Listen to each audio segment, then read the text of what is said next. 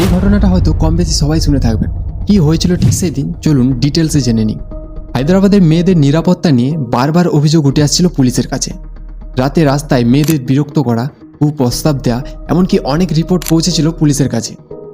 আর সেই অভিযোগগুলো কতটা সত্যি তা যাচাই করতে নিজেই নেমে পড়েন রাস্তায়। তেলেঙ্গানার মালকাজগিরির পুলিশ কমিশনার সুমতি ম্যাডাম সাধারণ মেয়ের ছদ্মবেশে রাত 12:30 থেকে 3টে পর্যন্ত একাই একটা বাসস্ট্যান্ডে দাঁড়িয়েছিলেন। না ছিল কোনো পুলিশ, না ছিল কোনো সিকিউরিটি। একের পর এক পুরুষ তার কাছে আসতে শুরু করে।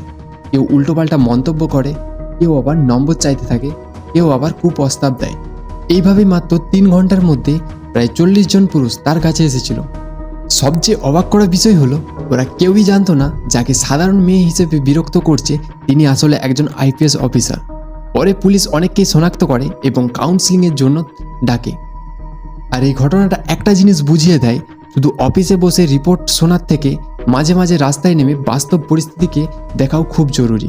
কারণ অনেক সময় ঘটনা ঘটার আগেই যদি সমস্যাগুলোকে ধরা যায় তাহলে হয়তো অনেক অপরাধী থামানো সম্ভব হবে। এতে আপনার কি মতামত কমেন্টে জানান।